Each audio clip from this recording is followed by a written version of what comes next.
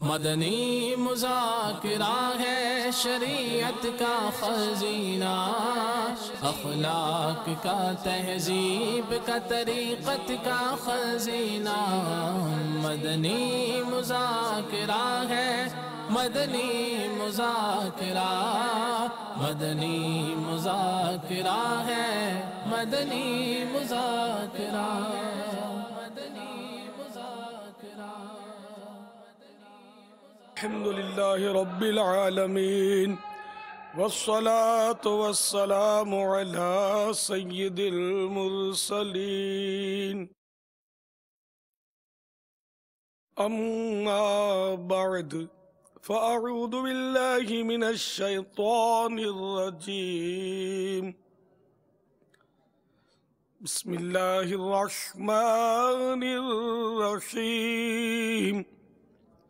الصلاة والسلام علیک یا رسول اللہ وعلی آلک واصحابک یا حبیب اللہ۔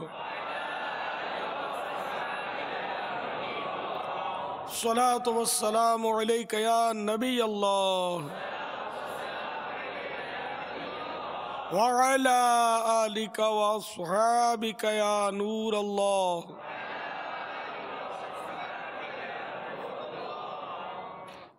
میٹھے میٹھے اسلامی بھائیوں اور مدنی چینل کے ناظرین، جب کبھی داخل مسجد ہونے کی سعادت ملے اعتکاف کی نیت ضرور کر لیا کریں۔ نیت دل کے ارادے کو کہتے ہیں۔ دل ہی میں نیت ہو میں اعتکاف سے ہوں تو نیت ہو گئی۔ دل میں نیت حاضر ہوتے ہوئے زبان سے بھی کہہ لیجئے تو زیادہ اچھا ہے۔ چاہے مادری زبان میں کہہ لیں کہ میں سنت اعتکاف کی نیت کرتا ہوں، یا عربی میں کہہ لیں جو ابھی کہلوائی نوائی تو سنت اعتکاف، جبکہ اس کے معنی بھی ذہن میں ہوں۔ یاد رکھیے، مسجد میں کھانا پینا، سونا، سحری، افطار، یہ سب شرعاً جائز نہیں۔ اگر اعتکاف کی نیت کی ہوئی تھی تو ضمناً مسجد میں کھانا پینا، سونا، سحری، افطار وغیرہ سب جائز ہو جائے گا۔ صلو علی الحبیب صلی اللہ تعالی علی محمد۔ آج 1432 سن ہجری کے ماہ محرم الحرام کی چھٹی شب ہے۔ اس سے پہلے کہ باقاعدہ سوالات و جوابات کی ترکیب ہو، ثواب بڑھانے کے لیے آئیے اچھی اچھی نیتیں کر لیتے ہیں کہ نیت المؤمن خیر من عملی، یعنی مسلمان کی نیت اس کے عمل سے بہتر ہے۔ نیت بندے کو جنت میں داخل کر دیتی ہے۔ تو سر جھکا کر نگاہ نیچی کیے توجہ کے ساتھ نیتیں کریں گے تو ہوں گی۔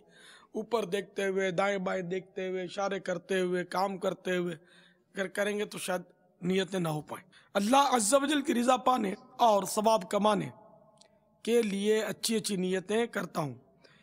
بلا وجہ کپڑے یا بدن، داڑھی، سر کے بال وغیرہ سہلانے، دھاگے نوچنے، انگلیوں سے کھیلنے، انگلیوں سے زمین پر کچھ لکھنے، باتیں کرنے، ادھر ادھر دیکھنے، ٹیک لگانے، پردے میں پردہ نہ ہونے کی صورت میں گھٹنے کھڑے کر کے دوسروں کے لیے بدنگاہی کا باعث بننے، گھٹنوں میں سر رکھنے، دوسرے کو اشارے کرنے، اٹھ کر چل پڑنے وغیرہ سے بچتے ہوئے علم دین کی تعلیم کی خاطر جہاں تک ہو سکا دو زانو بیٹھ کر علم دین سمجھنے کے لیے نگاہیں جھکائے خوب کان لگا کر سنوں گا۔ جب جب صلو علی الحبیب، اذکروا اللہ، توبوا الی اللہ وغیرہ کہا گیا، کوئی بھی اس طرح کہے گا تو سن کر ثواب کمانے اور صدا لگانے والے کی دلجوئی کے لیے حتی الامکان نمایاں آواز سے جواب دوں گا۔ ضرورتاً سمٹ کر سرک کر دوسرے کے لیے جگہ کشادہ کروں گا۔ صلو علی الحبیب صلی اللہ تعالی علی محمد۔ آپ سوالات کیجئے، ہر سوال کا جواب اور وہ بھی بالصواب دے پاؤں گے، ضروری نہیں۔ بند پڑا تو عرض کرنے کی سعی کروں گا، بھول کرتا پائیں تو میری فوراً اصلاح کر دیں۔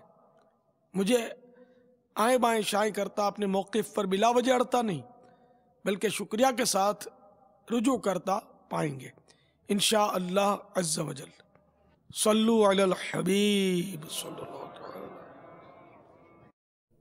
میں مسکت سے بول رہا ہوں. بابا سے ایک سوال کرتا ہوں, جھوٹ سے میرا پیچھا نہیں چھوٹتا, میں کیا کروں؟ کیا کریں؟ فوراً سے پیشتر توبہ کریں, ٹھیک ہے نا. اور توبہ کے جو ارکان ہیں اس کو بھی توجہ میں رکھیں.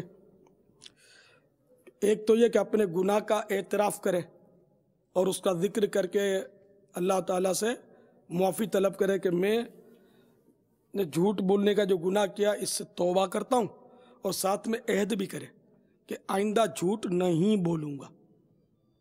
اچھا, اب عادت نہیں جاتی, ٹھیک ہے نا. یہ توبہ تو اب کر لیجئے, توبہ کر لیجئے. اور اب اس کی عادت چھوڑنے کے لیے جھوٹ سے بچنے کے فضائل اور جھوٹ بولنے کے عذابوں کی طرف آپ توجہ فرمائیں, اس کا مطالعہ فرمائیں.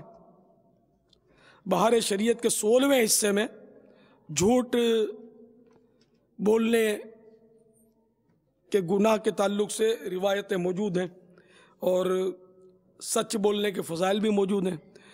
اور دنیاوی اعتبار سے بھی جھوٹ جو بولتا ہے نا اس کا اعتبار اٹھ جاتا ہے. یہ نفع نہیں ہوتا اس کو دنیا میں. اگر 2-4 روپے اگر کما لیے جھوٹ بول کے, جیسے کاروبار میں جھوٹ بولتے ہیں, کما لیے, ٹھیک ہے کما لیے, لیکن وہ یا تو چوری ہو جائے گا, یا کوئی جیب کاٹ جائے گا, یا ڈاکٹر صاحب لے جائیں گے, تب بیماریوں میں سمجھو ہو سکتا ہے خرچ ہو جائے. تو دنیا میں بھی اس سے برکت نہیں ہے, اس میں بے برکت ہے. بھلے لاکھوں کروڑوں روپے جھوٹ بول کے کسی نے پا لیے, اس میں برکت نہیں ہے, سکون قلب نہیں ہے. جیسے اب ساحل نے بھی کہا یہ بیچارے چھوڑنا چاہتے ہیں, ان کو سکون نہیں ہے, اس کو دلی اطمینان نہیں ہے. تو یہ جھوٹ قابل ترک ہے, اس کو چھوڑنا ہی چاہیے اور اس سے بچنا ہی چاہیے, ورنہ وہ حدیثوں میں اس کی بڑی وعید ہیں. جب بندہ جھوٹ بولتا ہے نا تو اس کے منہ سے بدبو نکلتی ہے. بدبو مجھے اور آپ کو نہیں آئے گی, مگر بدبو نکلتی ہے, اور یہ بدبو اتنی خطرناک ہوتی ہے کہ جو بندے کا گندا فضلہ ہوتا ہے نا وہ تو اس کے سامنے کچھ بھی نہیں, بہت سخت بدبو ہوتی ہے اس میں. اس جھوٹ کی بدبو سے فرشتہ 1 میل دور چلا جاتا ہے. بندہ سچ بولتا رہتا ہے, بولتا رہتا ہے, بولتا رہتا ہے, یہاں تک کہ اللہ کے یہاں اس کو صدیق لکھ لیا جاتا ہے. ساتھ میں یہ بھی ہے کہ بندہ جھوٹ بولتا رہتا ہے, بولتا رہتا ہے, جھوٹ بولتا رہتا ہے, بولتا رہتا ہے, یہاں تک کہ اللہ کے یہاں وہ کذاب لکھ دیا جاتا ہے, سخت ترین جھوٹا. تو اس لیے وہ جھوٹ جو ہے اس کا بہت نقصان ہے. ایک روایت میں یہ بھی ہے کہ میرے آقا مدنی مصطفیٰ صلی اللہ تعالیٰ علیہ وآلہ وسلم نے ایک منظر یہ بھی دیکھا کہ ایک شخص لیٹا ہوا ہے, دوسرا شخص اس کے سرانے ایک سنسی یا سمجھو پلاس نما کوئی اوزار لیے, اور اس اوزار سے اس کی باچھ میں, باچھ یہ جو 2 کونے ہیں نا جہاں یہ ہمارا منہ کھلتا ہے, تو یہ دونوں طرف کونے ہیں, یہ باچھیں کہلاتی ہیں, اور یہ واچ, یہ بھی باچھ, ٹھیک ہے نا. تو وہ سنسی یا پلاس نما اوزار جو ہے وہ شخص جو ہے اس لیٹے ہوئے شخص کی باچھ میں داخل کر کے اس کو چیرتا ہے, اور چیرتا ہوا گدی, گردن کے پچھلے حصے کو گدی بولتے ہیں, تو گدی تک لے جاتا ہے. تو یہ چیرنے کے بعد دوسری طرف آتا ہے جو ابھی باچھ کو نہیں چیرا گیا, اب اس باچھ میں یہ ڈالتا ہے اور اس کو چیر کر اسی طرح گدی پھاڑتا ہوا کاٹتا ہوا گدی تک لے جاتا ہے. پھر یہ پہلی طرف آتا ہے جہاں سے اس نے چیرا تھا, تو وہ زخم جو اس کا بھر چکا ہوتا ہے, وہ گال درست ہو گیا ہے, پھر ادھر باچھ گھونپتا ہے اور پھر یہ چیرتا ہے. تو اس طرح چیر پھاڑ کا سلسلہ ہوتا ہے. بارگاہ رسالت میں عرض کیا گیا کہ یہ اس شخص کا عذاب ہے, سزا ہے کہ جو جھوٹی افواہیں اڑاتا ہے. تو جھوٹی افواہیں اڑانے والے کا یہ عذاب ہے. اب یہ کتنا سخت ہے, اور اس کی یوں ابھی سن لیا ہم نے, ہم پر کچھ اثر ہوا نہیں ہوا, اگر اپنی طاقت کا اندازہ لگانا ہے تو آپ انگلیاں ڈال کے تھوڑا کھینچ کے دیکھیں آپ کو کیسا لگتا ہے. اس میں دھار بھی نہیں ہے, پتہ چلے گا کہ کتنے 200 ہوتے. زور سے کوئی کھینچنا مت, زخمی ہو جائیں گے. تو وہ جب وہ سنسی سے چیرے گا تو کتنی تکلیف ہوتی ہوگی. نہ ایک بار نہ 2 بار, یہ سلسلہ چلتا رہے گا قیامت تک کا ہے روایت میں, تو یہ سلسلہ چلتا رہے گا. تو اس لیے وہ جھوٹ سے توبہ کیجئے, اس سے بچنے کی پوری کوشش کیجئے. اپنے پر کو سزا رکھ دیجئے کہ اب میرے منہ سے جھوٹ نکلا, توبہ تو اس پہ واجب ہو ہی گئی, فوراً توبہ کر لیجئے. توبہ تو کر ہی لیجئے. مزید اپنی سزا کہ میں اب کہ میں جھوٹ بولوں گا نا تو مثلا میں 10 روپے مسجد کے چندے میں دے دوں گا, دوبارہ جھوٹ بولوں گا تو 12 روپے مدرسے کے چندے میں دے دوں گا, پھر بھی میں نے جھوٹ بولا تو اب کی بار میں 25 روپے چندہ دوں گا. اس طرح کا کوئی جو آپ افورڈ کر سکتے ہیں اس طرح کی سزا دیں.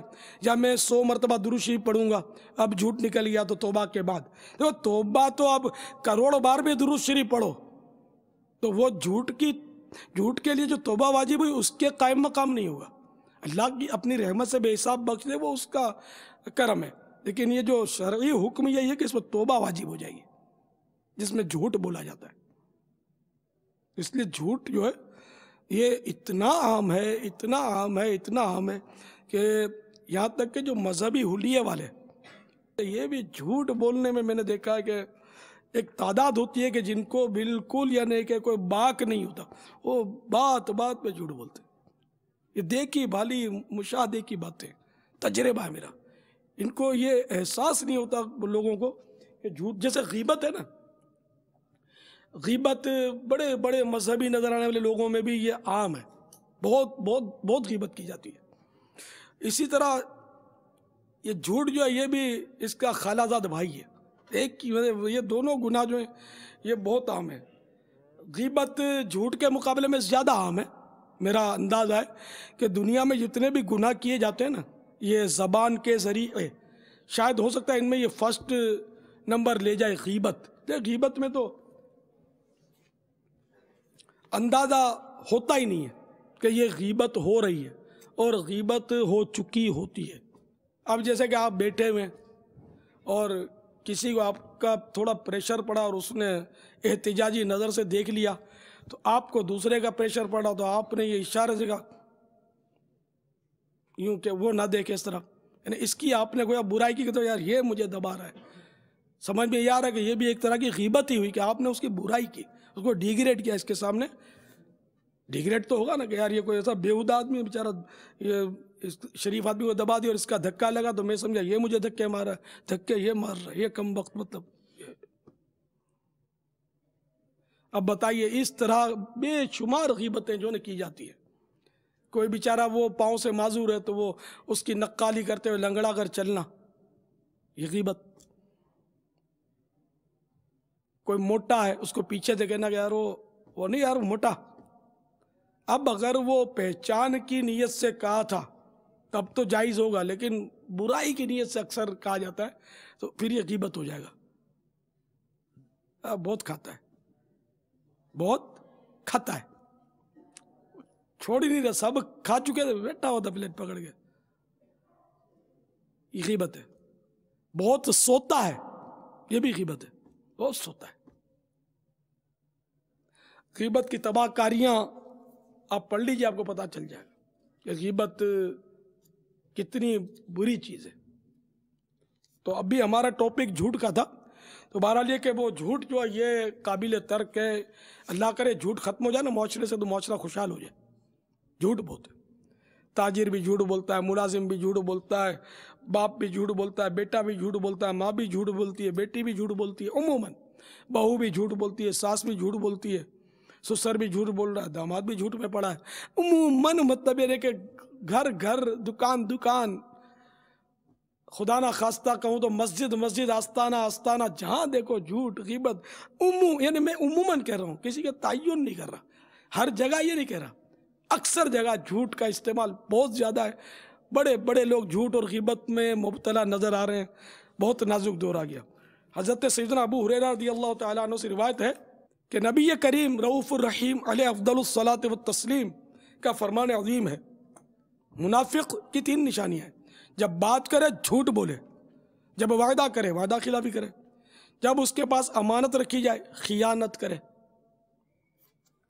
تو جھوٹ اتنا عام ہے کہ بس بہار شریعت 16ویں حصے سے بھی چند احادیث مبارکہ گوش گزار کرتا ہوں. مکتبۃ المدینہ کی مطبوعہ بہار شریعت کا 16واں حصہ، صفحہ نمبر 158 تا 159. فرمان مصطفیٰ صلی اللہ تعالی علیہ وآلہ وسلم، صدق یعنی سچائی کو لازم کر لو، کیونکہ سچائی نیکی کی طرف لے جاتی ہے اور نیکی جنت کا راستہ دکھاتی ہے. آدمی برابر سچ بولتا رہتا ہے اور سچ بولنے کی کوشش کرتا رہتا ہے، یہاں تک کہ وہ اللہ عز و جل کے نزدیک صدیق لکھ دیا جاتا ہے. اور جھوٹ سے بچو، کیونکہ جھوٹ فجور کی طرف لے جاتا ہے. فجور کے ایک معنی تو نافرمانی ہوتا ہے، اور فجور جہنم کا راستہ دکھاتا ہے. اور آدمی برابر جھوٹ بولتا رہتا ہے اور جھوٹ بولنے کی کوشش کرتا ہے، یہاں تک کہ اللہ عز و جل کے نزدیک کذاب لکھ دیا جاتا ہے. کذاب یہ کاذب کے مبالغے کا صیغہ ہے، اور کذاب یعنی بہت بڑا جھوٹا. ایک اور فرمان علی شان، جو شخص جھوٹ بولنا چھوڑ دے اور وہ باطل ہے، یعنی جھوٹ چھوڑنے ہی کی چیز ہے، اس کے لیے جنت کے کنارے میں مکان بنایا جائے گا. اور جس نے جھگڑا کرنا چھوڑا اور وہ حق پر ہے، یعنی باوجود حق پر ہونے کے جھگڑا نہیں کرتا، اس کے لیے وسط جنت یعنی جنت کے بیچ میں مکان بنایا جائے گا. اور جس نے اپنے اخلاق اچھے کیے، اس کے لیے جنت کے اعلیٰ درجے میں مکان بنایا جائے گا. ایک اور فرمان، بڑی خیانت کی بات ہے، بڑی خیانت کی یہ بات ہے کہ تو اپنے بھائی سے کوئی بات کر، وہ تجھے اس بات میں سچا جان رہا ہے اور تو اس سے جھوٹ بول رہا ہے. ایک اور حدیث پاک، مومن کی طبع یعنی طبیعت میں تمام خصلتیں ہو سکتی ہیں مگر خیانت اور جھوٹ، یعنی یہ دونوں چیزیں ایمان کے خلاف ہیں. مومن کو ان سے دور رہنے کی بہت زیادہ ضرورت ہے. عرض کیا گیا مومن بزدل ہوتا ہے؟ فرمایا ہاں. عرض کی گئی کیا مومن بخیل ہوتا ہے یعنی کنجوس؟ فرمایا ہاں. پھر کہا گیا کیا مومن کذاب ہوتا ہے؟ فرمایا نہیں. ایک حدیث پاک میں ارشاد ہوا جھوٹ سے بچو کیونکہ جھوٹ ایمان سے مخالف ہے. ارشاد ہوا بندہ پورا مومن نہیں ہوتا جب تک مذاق میں بھی جھوٹ کو نہ چھوڑ دے اور جھگڑا کرنا نہ چھوڑ دے اگرچہ سچا ہو. ارشاد پاک ہلاکت ہے اس کے لیے جو بات کرتا ہے اور لوگوں کو ہنسانے کے لیے جھوٹ بولتا ہے، اس کے لیے ہلاکت ہے، اس کے لیے ہلاکت ہے. ایک اور حدیث پاک میں بندہ بات کرتا ہے اور محض اس لیے کرتا ہے کہ لوگوں کو ہنسائے، اس کی وجہ سے جہنم کی اتنی گہرائی میں گرتا ہے جو آسمان و زمین کے درمیان کے فاصلے سے زیادہ ہے. اور زبان کی وجہ سے جتنی لغزش یعنی خطا ہوتی ہے وہ اس سے کہیں زیادہ ہے جتنی قدم سے لغزش ہوتی ہے. ایک حدیث پاک میں حضرت سیدنا عبداللہ بن عامر رضی اللہ تعالیٰ عنہ فرماتے ہیں کہ رسول اللہ صلی اللہ تعالیٰ علیہ وآلہ وسلم ہمارے مکان میں تشریف فرماتے، میری ماں نے مجھے بلایا کہ آؤ تمہیں دوں گی. حضور صلی اللہ تعالیٰ علیہ وآلہ وسلم نے فرمایا کیا چیز دینے کا ارادہ ہے؟ انہوں نے کہا کھجور دوں گی. ارشاد فرمایا اگر تو کچھ نہ دیتی تو یہ تیرے ذمے جھوٹ لکھا جاتا. تو اب آپ نے دیکھا، اور آج کل مائیں جو ہیں عام طور پر بیٹا آجا تجھے کھلونا دوں گی یا کار دوں گی، ہوائی جہاز دوں گی. باپ اس طرح بہلاتا ہے کہ یہ لا دیں گے وہ لا دیں گے تم کو. یہ اگر یہ چیزیں دینے کا ارادہ نہیں ہے تو یہ جھوٹ ہے. ٹافی دوں گی، چاکلیٹ دوں گی، اور دلانا کچھ نہیں ہوتا، تو یہ جھوٹ ہے. اور اس سے جو سب سے بڑا نقصان تو اس کا جھوٹ ہونا ہے کہ اللہ کی ناراضی کا کام ہے. ایک دنیا میں یہ بھی نقصان ہے کہ اس کی تربیت پھر جھوٹ بولنے کی ہوتی ہے. جب بار بار بولے گا کیا بیچارہ، آپ سے کیا کرے گا، اس کے ذہن میں نقش ہوتا رہے گا. پھر یہ جھوٹ کی عادت اس کی بھی پکی ہو سکتی ہے اس سے، یہ بھی پھر بڑا ہو کر یہی کرے گا، جھوٹ بولے گا.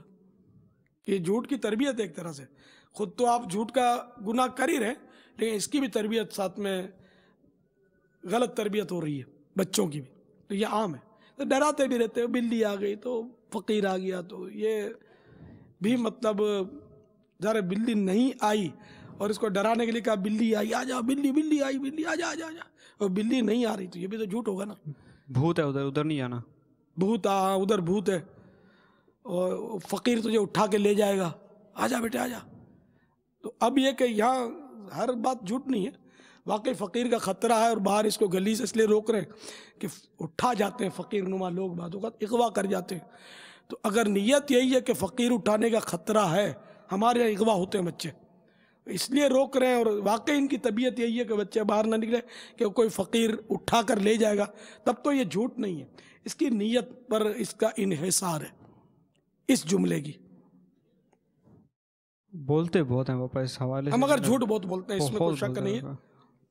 روز اس کو طرح طرح کے ہوائی جہاز اور پتہ نہیں کیا کیا دلواتے رہتے ہیں، اور انہیں باتوں میں حقیقت میں کچھ یہ چیزیں جو کہتے ہیں وہ نہیں، بھلے کھلونے دیتے ہیں، یہ جو کہتے ہیں اس وقت یہ ان کی جھوٹ کی نیت ہوتی ہے کہ خالی اس کو بہلانا ہے، نیت دینے کی نہیں ہے.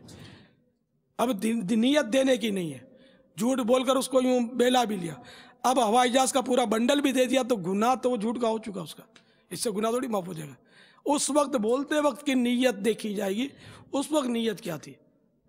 ٹیلی فون پر فون آیا تو بیٹے بول دو کہ ابو گھر پہ نہیں ہے،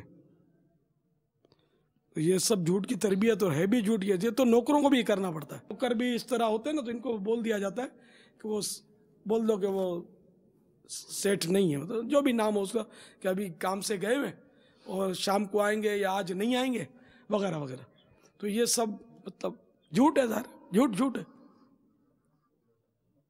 اس سے توبہ بھی کرنی ہوگی اور آئندہ بچنے کا عہد بھی کرنا ہوگا. تو جن اس طرح بھائیوں نے کہا نا جھوٹ کی عادت نہیں جاتی، تو ان کو اور میں نسخہ دے دیتا ہوں، توبہ کر لو اور مدنی قافلے میں آ جاؤ، یہ آپ کو نماز توبہ بھی پڑھائیں گے، انشاءاللہ پکی توبہ ہوگی، اور انشاءاللہ جل جلالہ آپ کا جھوٹ سے بچنے کا ذہن بھی مدنی قافلوں کی برکت سے، عاشقان رسول کی صحبت کی برکت سے نکل جائے گی انشاءاللہ جھوٹ کی عادت. آ جاؤ مدنی قافلے میں آ جاؤ. لاہور سے بات کر رہا ہوں.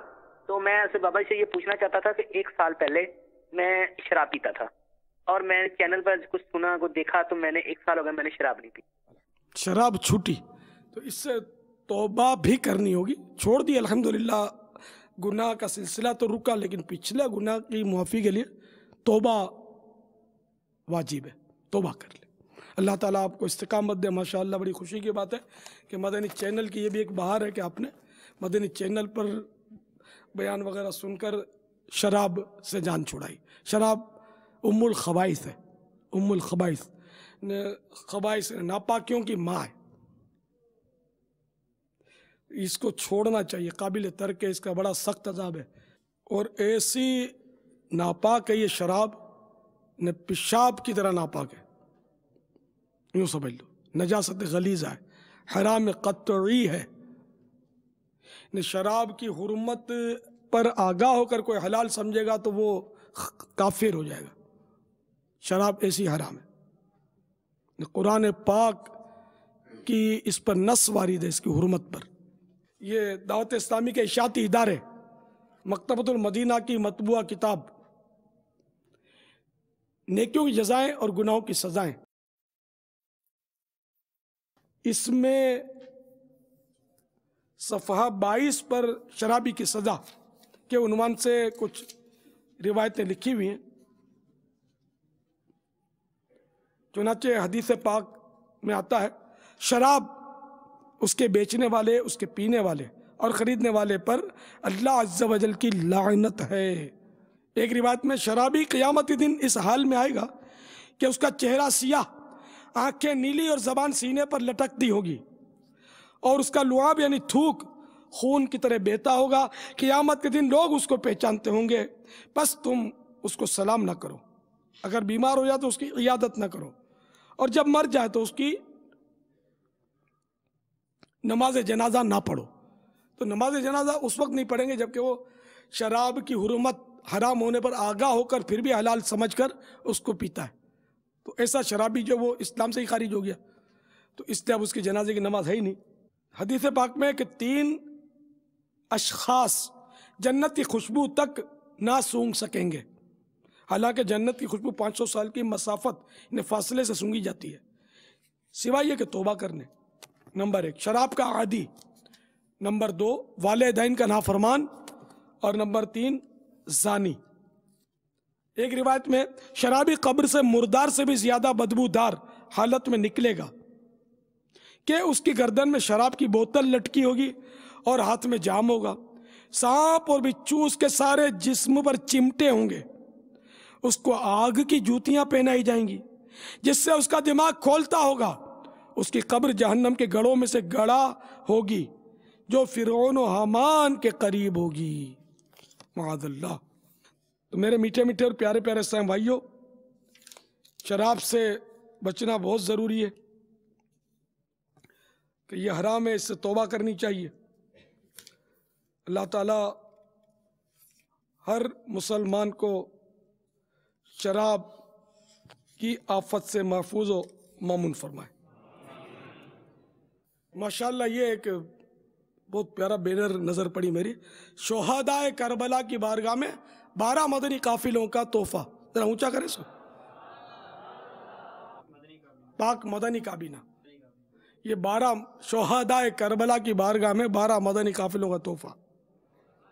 तो यहाँ से 12 मदनी काफिले आप चाहते हैं या क्या, मतलब नीयत क्या करी थी? चलो अच्छा, आप 12 मदनी काफिलों में सफ़र करेंगे, ये नीयत है जिसने उठाया है, मरहबा। या आपकी मदनी काबीना का हर इस्लामी भाई इस नीयत को लिए हुए कि हम शोहदाए करबला की याद में 12 मदनी काफिलों में सफ़र करेंगे, ये तो मरहबा सद मरहबा। अल्लाह करे ऐसा ही हो, नहीं साधो कर लो यार ऐसी नीयत कि हम अब इंशाअल्लाह 12 माह तक शोहदाए करबला की बारगाह में तोहफा पेश करने के लिए सवाब का, ईसाल सवाब के लिए 12 मदनी काफिलों में सफ़र करेंगे। कौन कौन? माशाअल्लाह, कौन कौन नियत करता है? मरहबा मरहबा, सुभान अल्लाह। मेरे आका हुसैन पर कुर्बान कि इनकी मोहब्बत करने वाले 12 मदनी काफिलों का तोहफा अभी से तैयार कर रहे हैं। सुभान अल्लाह। अल्लाह आपको इस्तिकामत दे कि आप 12 मदनी काफिलों में सफ़र करने में कामयाब हो जाएं। काफिले में चलो, काफिले में चलो, काफिले में चलो, काफिले में चलो, काफिले में चलो, काफिले में चलो। 12 माह के लिए 30 दिन के लिए, 12 माह के लिए 30 दिन के लिए, 12 दिन दे ही दे। काफिले में चलो, काफिले में चलो, काफिले में चलो, काफिले में चलो, काफिले में चलो। सीख ले सुन्नतें काफिले में चलो, लूटने रहमतें काफिले में चलो। अब माना थोड़ी सबको आते होते कि मौलाना के माना क्या है। किस किस को आते हैं मौलाना के माना? तो कोई बेचारे, ये भी मेरे भाई हैं, नहीं आते मौलाना के माना, 2-4 को आते हैं। इनको भी पता नहीं आते हैं नहीं आते, दावा करते कि हमको आते हैं।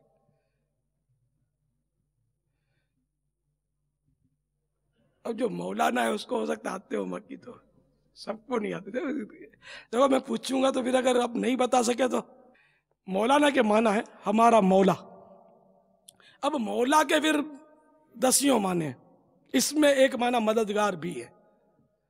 तो हमारा मददगार कहना भी जवाब दुरुस्त है, लेकिन ये कि उर्फ में आम में हमारे यहाँ मौला के माना मददगार में नहीं लेते। मौलाना एक दाढ़ी वाले को बोलते हैं, लेकिन लफ्जी माना है हमारा मौला।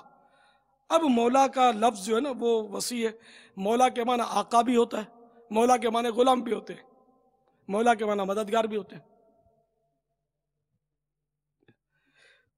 तो अब देखो, आप मौलाना बोलते और मौलाना के माना नहीं जानते यार, कैसे यार काम चलेगा। और ये मौलानाओं को मैं बताता हूँ जो हमारे मौलाना ना, देखो आपको इस कौम में काम करना है। आप जो ये अदक इस्तिलाहात इस्तेमाल करते हैं ना, मेरे ये अल्फाज भी ये कौम शायद नहीं समझी होगी, जो आप लोगों से सुन के सीखे हो मैंने। तो इसलिए इनको आप मतलब यानी कि बिल्कुल यानी इनकी ज़बान में वो बिल्कुल प्यार प्यार से वो एक एक लफ्ज़ का वो आसान माना करके बताओगे तो ये आपके करीब आएंगे और आपसे समझेंगे, खुश हो जाएंगे। वरना ये बोलेंगे बहुत बड़े अल्लामा है, ویسا بولتے ہیں ماشاءاللہ، تو یاد کیا آ رہا تو کچھ بھی نہیں. تو اس لیے وہ آسان زبان میں بھی کوشش کرتا ہوں کہ آسان زبان میں سمجھاؤں، لیکن بارہا ایسا ہوتا ہے کہ وہ اس کا کوئی میں بولوں تسہیل نہیں ہو پاتی، تو یہ بھی ہارڈ ہو گیا. اس لفظ کا آسان کرنا نہیں ہو پاتا، بعض اوقات کچھ سوچنا نہیں پڑتا کہ اس کا آسان ایسا آسان بھی ایسا ہو نا کہ جو درست بھی ہو، یعنی رونگ نمبر لگ جائے. تو اس لیے وہ جتنا ہو سکے آسان کر کے بیان کیا جائے، جبکہ مقصود اصلاح ہے اور اپنی علمیت کی دھاک بٹھانی ہے. تو پھر وہ دھڑا دھڑ آدمی بولتا چلا جائے اور پبلک نعرے لگاتی جائے، پلے کچھ بھی نہ پڑے. تو عام طور پہ نعرے لگتے ہیں نا، وہ آواز کی اتار چڑھاؤ پر لگتے ہیں. وہ کیا بولا وہ اتنے نہیں سمجھ پڑتی. یا شعر پڑھتا ہے زوردار تو پھر نعرہ لگتا ہے، یہ شعر پڑھتا ہے، یہ شعر تھوڑی پلے پڑتا ہے. اب مولانا کے معنی پتہ نہیں تو وہ اشعار کے معنی پتہ ہے، جو جھوم رہا ہے اور نعرے لگا رہا ہے. بڑا مشکل کام ہے نا. تو اس لیے وہ اشعار تو چلو اب جیسے ہیں وہی رہیں گے، لیکن کم از کم ہم بیان جو کرتے ہیں، ہمارے مبلغین جو زیادہ پڑھے ہوئے یا عربی دان ہیں، ان کو چاہیے کہ وہ میرے آقا کی اس دکھیاری امت کو آسان لفظوں میں سمجھانے کی کوشش کیا کریں، تاکہ ان کی بہتر سے بہتر رہنمائی ہو سکے. اب جو ہارڈ الفاظ میں بولتا ہے یہ برا نہیں ہے، نعوذ باللہ. میں تو سمجھا رہا ہوں، میں اپنوں کو سمجھا رہا ہوں.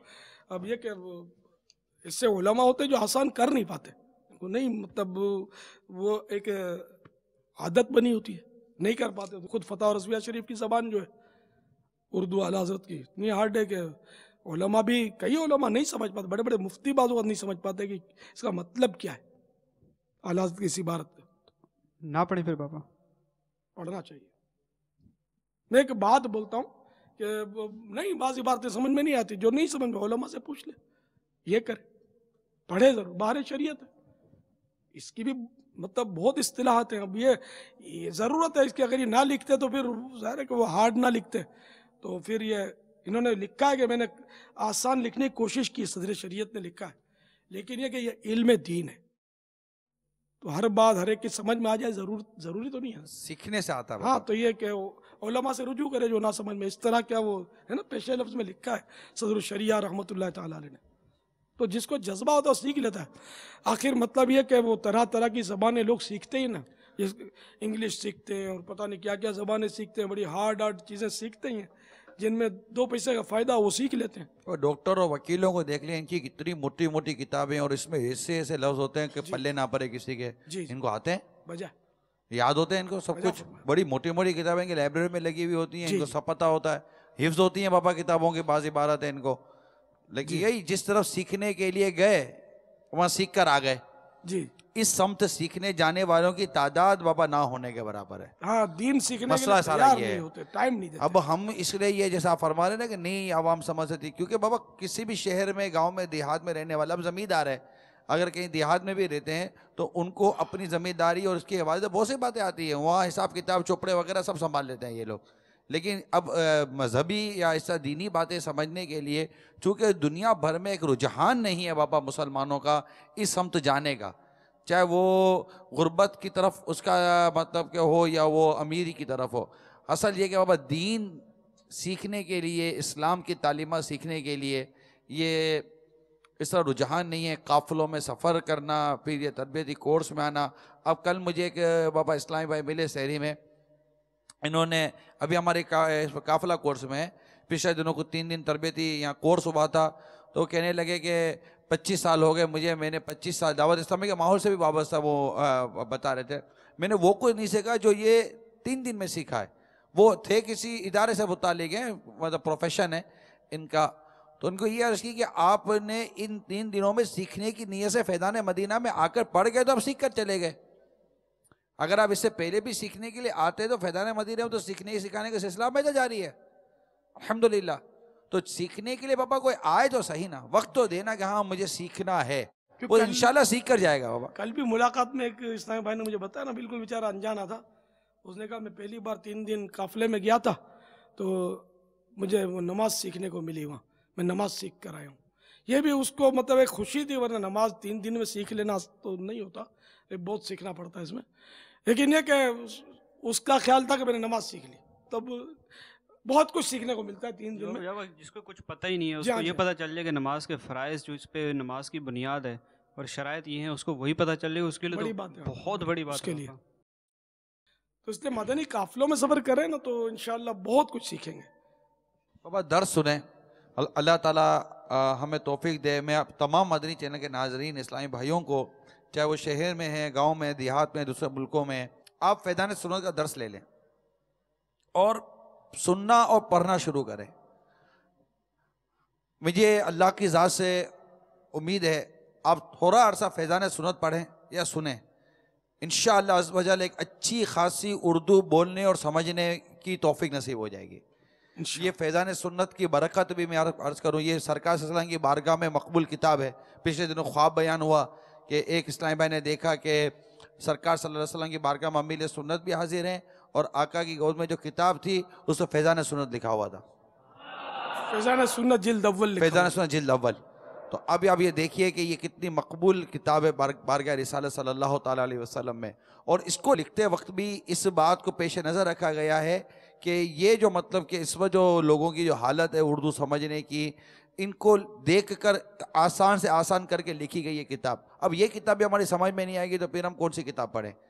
تو آپ اردو اب بہت سیکھ جائیں گے، دعوت اسلامی کے مبلغین کے بیانات سمجھ لیں گے، انشاءاللہ ہمارے علماء کی باتیں بھی سمجھ میں آ جائیں گی.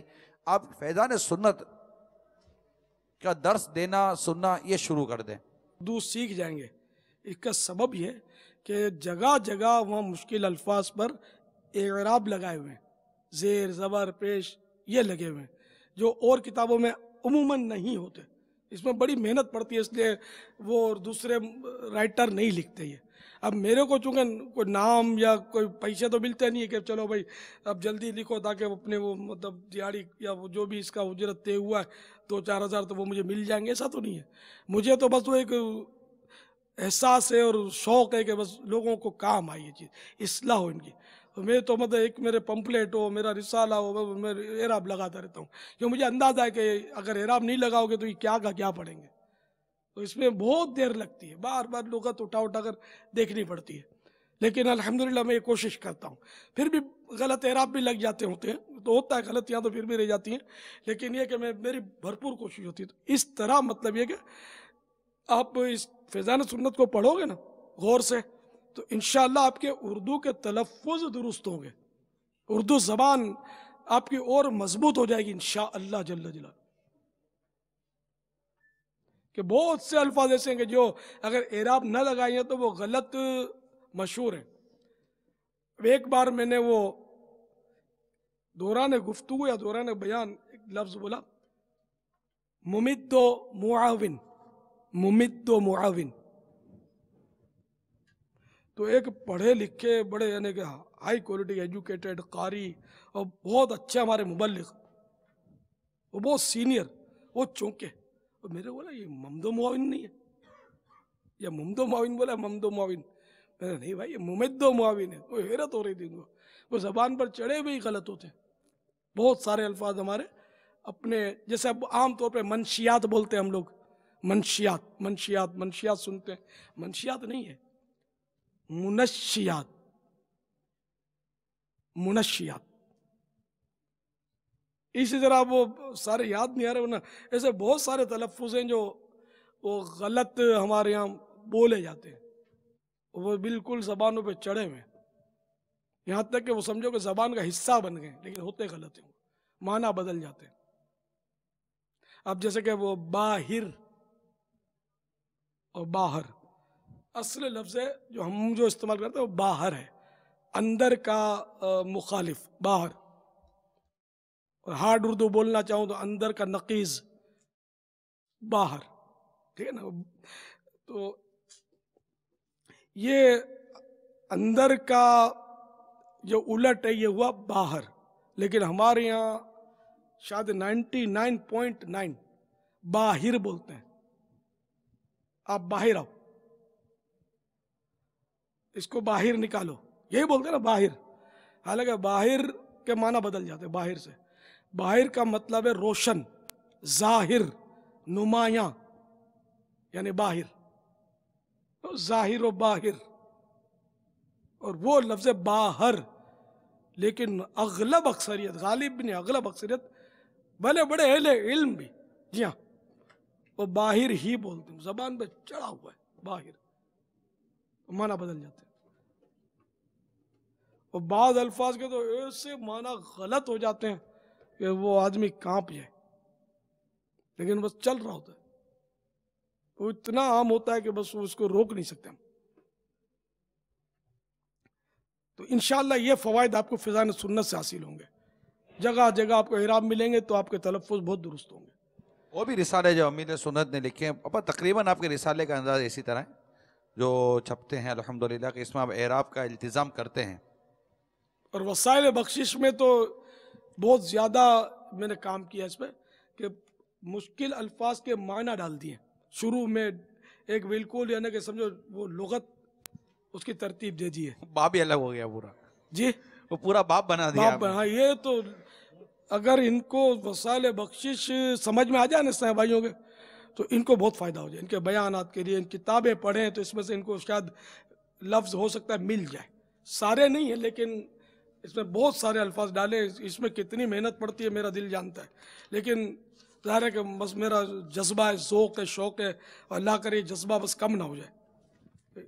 پیارے باپا جان، دنیا کے سب سے افضل پانی جو نبی رحمت صلی اللہ تعالیٰ علیہ وسلم سے بطور معجزہ ظاہر ہوا، یہ ارشاد فرمائیے کہ یہ جو معجزہ ہے حضور صلی اللہ تعالیٰ علیہ وآلہ وسلم کا، یہ کتنی مرتبہ پیش آیا؟ یہ بارہا پیش آیا، چنانچہ فتاوی رضویہ جلد دوم صفحہ نمبر 452 میں حاشیے 52 کے حاشیے پر لکھا ہوا ہے، نمبر 2، سب سے اعلیٰ، سب سے افضل، دونوں جہان کے سب پانیوں سے افضل، زمزم سے افضل، کوثر سے افضل، وہ مبارک پانی ہے کہ بارہا براہ اعجاز حضور انور سید اطہر صلی اللہ تعالی علیہ وآلہ وسلم کی انگشتان مبارک سے دریا کی طرح بہا اور ہزاروں نے پیا اور وضو کیا۔ انگشتان مبارک، یہ یعنی کہ انگلیاں مبارک، یہ فارسی لفظ ہے، یعنی مبارک انگلیوں سے دریا کی طرح بہا اور ہزاروں نے پیا اور وضو کیا۔ علماء تصریح فرماتے ہیں کہ وہ پانی زمزم و کوثر سب سے افضل، مگر اب وہ کہاں نصیب۔ اعلیٰ حضرت فرماتے ہیں، آگے بھی کچھ تھوڑی سی عبارت ہے، اس کے بعد لکھا ہے 12، پھر لکھا ہے من ہو 12 من ہو غفر لہو۔ تو یہ 12 من ہو غفر لہو جانتے کیا ہوتا ہے؟ کس کس کو پتا ہے؟ یہ کتابوں میں لکھا ہوتا ہے، میرے خیال ہے بہت سارے اس کو 12 منہ پڑھتے ہوں گے، دیکھ کر مطلب 12 منہ، میں نے مطلب 12 من ہو پڑھ دیا تو چلو کوئی بات نہیں۔ تو 12 من ہو کے معنی کون کون جانتا ہے؟ ہاتھ کھڑا کرے۔ یہ مدنی ہوں گے شاید، باقی عوام مشکل جانے اس کو۔ پیچھے سے کوئی ہاتھ اٹھا رہا ہے؟ پیچھے بھی اجازت ہے ہاتھ اٹھانے کی؟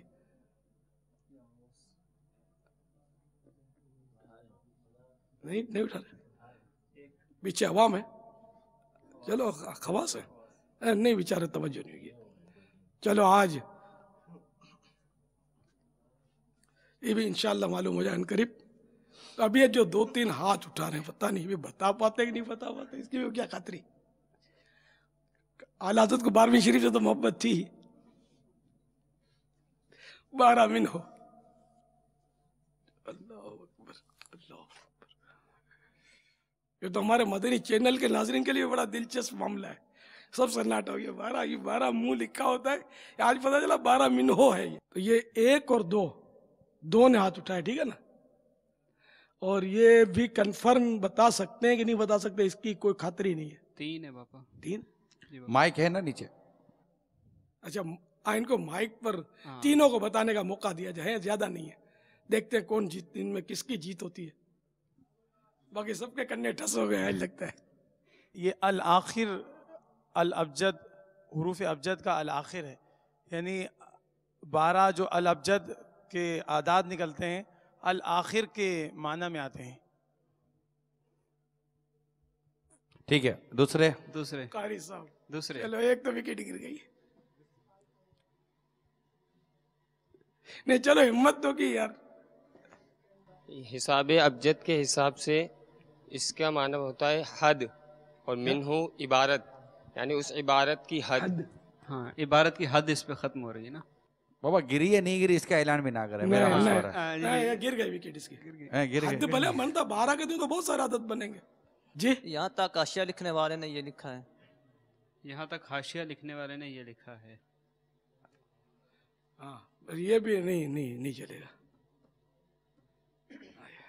بازو میں بجی ہے نا پیچھے والوں کی لاج رکھوں. یہ بڑے صاحب لوگ ہیں ہمارے شخصیات ہیں. اسی لیے میں مطلب بہت کڑتا رہتا ہوں کہ سب کو مدنی مذاکروں میں آنا چاہیے. یہ آپ کو انشاءاللہ یہاں وہ سیکھنے کو ملے گا جو آپ کے کورس میں سیکھنے کو نہیں ملتا. فتاوی رضویہ سیکھ رہے ہیں الحمدللہ. دعوت اسلامی سیکھنے کو ملتی ہے اس میں. الحمدللہ. آج انشاءاللہ 12 مہینوں سیکھیں گے. یہ ہر کتاب میں پڑھتے ہیں. آج پتہ چلے گا کسی کو اصل وہ کسی کو پوچھا ہی نہیں ہوگا نا. میں بتا دوں میں اس کی حکمت بھی عرض کرنے کی کوشش کروں گا, اس کے معنی بھی عرض کرنے کی کوشش کروں گا. یہ آگے والے اگر مجھے کوئی مدنی فیس دیں تو میں یار مان تو ہاتھ میں آئے ہو یار, اب میرے کو کوئی مدنی فیس دو تو میں آپ کو انشاءاللہ معنی بتاؤں گا, اس کی حکمت بتاؤں گا, غفیر لہو کے معنی بھی ساتھ میں بتا دوں گا انشاءاللہ. میں امید کرتا ہوں میں جو بولوں گا نا انشاءاللہ یہ اوکے کر دیں گے, مجھے امید ہے, یا پھر اس کا متبادل مجھے دے دیں گے. تو کسوٹی پر میں تو آیا بھی نہیں ہوں, کسوٹی پر تو آپ لوگ آئے ہوئے. ہاں مجھے کوئی ہر مدنی فیس دو. دیکھو آج آپ کی زندگی کا اہم ترین مطلب ہے کہ عقدہ حل ہو رہا ہے. 12 منہ کا 12 منہو بن گیا ہے, اور انشاءاللہ اس کے معنی بھی عنقریب آپ کو بتائے جا رہے ہیں. میرا خیال ہے کہ مدنی چینل کے ناظرین بھی دلچسپی سے دیکھ رہے ہوں گے آج. سبحان اللہ. بس تو انہی کو بتائیں, پھر ان کو الگ جمع کر کے کوئی ترکیب کر لو. اگر 12 اسلام بھائی 12 دن کے قافلے کے لیے تیار ہو جائیں تو پھر سب کو اپنے بتا دیتے ہیں انشاءاللہ. تو کب محرم ہی میں یا 12 دن انشاءاللہ, اور 12 ہو گئے الحمدللہ. تشریف رکھیے. اچھا اب مزید کسی کو محروم نہ کیا جائے, تو اپنے یہ جتنے بیٹھے ان میں سے 92% اسی محرم میں اگر 3 دن کے سفر کی نیت کر لیں. اب جو میں نے سمجھا ہے وہ اگر کسی کو درست معلوم ہو تو میری رہنمائی کر دینا. یہ رہنما میرے بیٹھے میں دائیں طرف, تو انشاءاللہ یہ رہنمائی کریں گے جو میں سمجھاؤں. یہ جو لکھا جاتا ہے نا 12 منہو, یہ کتاب کا رائٹر خود لکھتا ہے نا, یہ تبھی 12 منہو لکھے گا, ورنہ 12 منہو دوسرا کوئی حاشیہ لکھے گا نا تو وہ اس کی طرف سے 12 منہو نہیں لکھا جاتا. تو اس کا مطلب یعنی یہ 12 یہ لکھ لیں, جو شوقین ہے وہ لکھ لیں, آپ کو کام دے گا. زادہ زا الف دال لکھ لیں. یہ حروف یعنی کہ علم الابجد کے حساب سے اس کے 12 بنتے ہیں. زادہ منہو یعنی مصنف کی طرف سے اضافہ کیا گیا, یہ اس کے معنی ہے. 12 منہو یعنی مصنف کی طرف سے اضافہ کیا گیا. تو نیچے حاشیہ اگر کسی اور نے لکھا ہے نا تو آپ نے دیکھا ہوگا اہل علم جو حاشیہ لکھتے ہیں وہ اپنا نام لکھتے ہیں. آپ نہیں دیکھا تو آپ دیکھ لینا, کتابوں میں نام لکھا ہوتا ہے.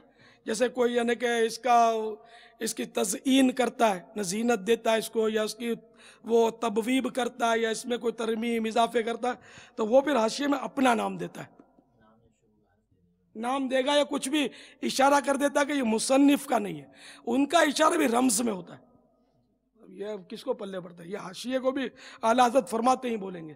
عوام جو ہے نا جس کو 12 مہینوں نہیں بھی لکھا, اگر وہ مترجم بھی لکھتے ہیں, حاشیے میں بریکٹ میں مترجم یہ بھی لکھتے ہیں. جو دوسرا جو لکھتا ہے نا حاشیہ، تو 12 من ہو صرف وہی لکھے گا جو اس کا مصنف ہے، تو یہ مصنف ہی کی عبارت ہے. تو یہ جو میں نے پڑھی نا، یہ اعلیٰ حضرت فرماتے ہیں، یہ درست تھا. تو اعلیٰ حضرت ہی نے یہ فرمایا ہے، اگرچہ حاشیے میں فرمایا تو پورا ہو گیا جیسے، یا بعد میں آپ نے اس میں لکھ چکے، اب یاد آیا یاد شریف میں، یا کسی نے توجہ دلائی تو آپ نے وہ اس میں حاشیے میں اضافہ کر دیا. بعض اوقات قصدن بھی حاشیے میں اضافہ کیا جاتا ہے کہ عبارت اگر حاشیے میں لکھ دی جائے تو وہ عبارت مطلب یعنی کہ خلط ملط ہو جاتی ہے. بعض اوقات عبارت کو خلط ملط ہونے سے بچانے کے لیے قصدن بھی مصنف جو ہے نا وہ حاشیے کا اشارہ دے کر کچھ باتیں حاشیے میں لکھ دیتا ہے، اور پھر وہ 12 منہ لکھتا ہے. یا تو بھول گیا تھا اس لیے لکھ دے گا، یا مطلب یہ کہ ضرورتاً کہ یہ الگ ہے لیکن اس کی ذرا توضیح ہو جائے، وضاحت ہو جائے، تو وہ حاشیے میں لکھ دیتا ہے. تو یہ 12 منہ مصنف لکھتا ہے کہ مصنف اس کے یعنی کہ اس کا مفہوم یہی ہے کہ مصنف کی طرف سے اضافہ کیا گیا. اچھا، غفر لہو، اس کی مغفرت کی جائے، یعنی مصنف بخشا جائے، یہ اپنے لیے دعا مانگی ہے. 12 منہ غفر لہو کے معنی یہ ہے کہ مصنف کی طرف سے اضافہ کیا گیا، اللہ تعالی مصنف کی مغفرت فرمائے. یہ جملہ لکھ لیجئے، یہ وہ علمی نکتہ انشاءاللہ جو آپ کو عمر بھر کام آئے گا انشاءاللہ. اب 12 منہ ختم ہو گئے، ٹھیک ہے نا، 12 منہ ہو گیا. بھائی اگر غلط بولا تو ہر کوئی میری اصلاح کر دو. یہی معنی ہے نا، الحمدللہ. یہ مفہوم کھلا کر کے بیان کیا. واللہ تعالی اعلم ورسولہ اعلم عز وجل وصلی اللہ تعالی علیہ وآلہ وسلم. صلو علی الحبیب صلی اللہ تعالی علی محمد. یہ ہمارے اسلامی بھائی جو حد جنہوں نے کہا نا، ان کی بھی وہ تصدیق کر رہے ہیں کہ انہوں نے بھی درست جواب دیا. حد، ہاں بھائی صاحب حد، چلو بھائی حد من المصنف، ٹھیک ہے نا. حد والے کو بھی آج ملاقات کی اجازت دے دو. اور باقی جنہوں نے کھڑے ہو کر ہمت کر کے جو بھی غلط سلط جواب دیا، ان کی ملاقات، ٹھیک ہے نا. بیچاروں کو یار ہمت کی اور اتنی ان کی مطلب ان پر ہنسنے کی ضرورت ہی نہیں کسی کو. آپ کہ اگر ان کی ناک کٹی تو آپ کی کون سی بچی؟ کٹی تو سبھی کی، آتا ہی نہیں کسی کو. تو ان کو ملاقات کراؤ تاکہ تھوڑی دل جوئی ہو جائے. تو اس میں ہمت کرنے میں حرج نہیں ہے، کوئی شرعی مسئلہ نہیں تھا، کوئی نہیں جانتا تو گناہ نہیں ملتا اس میں، ٹھیک ہے نا. کوئی ثواب گناہ، ثواب تو چلو اس میں ثواب کی صورت تو ہے اچھی نیت سے، یہ علم ہے یہ. اور دینی کتابوں کو سمجھنے کا ایک یہ بھی سبب ہے کہ یار یہ کس نے حاشیہ لکھا، تو بھائی یہ اعلیٰ حضرت نے لکھا ہے. تو اب میرے کو چونکہ اس کا وہ سیکھ لیا تھا آپ لوگوں سے، علماء سے، تو یہ مجھے مطلب ہے کہ یوں بولنے میں باک نہیں ہوا، وہ نہیں ہوا جھجک، میں نے کہہ دیا اعلیٰ حضرت فرماتے ہیں. ورنہ حاشیے میں یہ نہیں کہہ سکتے کہ اعلیٰ حضرت فرماتے جب تک وہ 12 منہ ہو نہ لکھا ہو. ایک SMS آیا ہے کہ مہمان علماء کم ہیں، لیکن الحمدللہ علماء سے محبت کرنے والے اور راہ خدا عز و جل میں خرچ کرنے والے میمنوں میں بہت ہیں. اس طرح الحمدللہ خوبیاں نہیں ہیں، ایسا کس نے کہا؟ میمن تو بنائی مومن سے، سنا یہی ہے. میمن تو سیدوں کا احترام میمنوں میں بہت ملے گا، خصوصاً 11ویں شریف سب سے زیادہ آپ کو، جتنی برادریاں ہیں نا مسلمانوں، سب سے زیادہ آپ کو میمنوں میں ملے گی. 11ویں شریف، غوث پاک کی محبت، ولیوں کی محبت، مزارات اولیاء کی محبت، نفلی روزے آپ کو میمنوں میں سب سے زیادہ ملیں گے، عورتوں میں خاص کر حصہ بہنوں میں. خوبیاں نہیں ایسا نہیں ہے، لیکن عالم ہونا یہ خوبیوں کا سردار ہے نا. عالم ہمارے میں کم ہے، میمنوں میں عالم دین یہ بہت بڑی بات ہے. 1000 عبادت گزار جو عالم نہیں وہ ایک طرف، اور جو عالم ہے وہ ان 1000 عبادت گزاروں پر بھی بھاری ہے. ایک عالم واقعی ہو، عالم دین ہو، حق عالم حق، اہل سنی عالم دین اور اہل حق، یہ بہت اس کی فضیلت ہے. میں 1000 کہوں، لاکھ کہوں تب بھی لاکھ عبادت گزاروں سے بھی وہی بڑھے گا عالم دین. عالم ہوتا ہے، جبھی تو کہا جاتا موت العالم موت العالم، یعنی عالم کی موت جو ہے وہ عالم یعنی دنیا کی موت ہے. عالم گویا پورے عالم کی روح ہوتا ہے، روح ہو عالم. عالم کہلاتا نہ ہو، عالم ہو. کہلانے والے بہت ملیں گے. درس نظامی کر لیا تو خوش فہمی ہوتی ہے کہ عالم بن گئے. عالم کے معنی بھی پوچھ لو تو شاید نہ بتا سکیں. ہر درس نظامی والا عالم نہیں بنتا. جو توجہ سے پڑھے پھر مطالعہ کرے، اور بہت دیر لگتی ہے. عالم نہ درس نظامی شرط ہے اس میں. عالم ہوتا ہے، درس نظامی ہوتا ہے. تو اللہ ہم کو عالم دین بنائے، آمین. عالم دین کا شیدائی بنائے، آمین. ان کا احترام کرنے والا بنائے، قدردان بنائے. واللہ تعالی اعلم ورسولہ اعلم عز وجل وصلی اللہ تعالی علیہ وآلہ وسلم. صلو علی الحبیب صلی اللہ تعالی علیہ وسلم. مدنی مذاکرہ ہے شریعت کا خزینہ، اخلاق کا، تہذیب کا، طریقت کا خزینہ. مدنی مذاکرہ ہے، مدنی مذاکرہ، مدنی مذاکرہ ہے، مدنی مذاکرہ.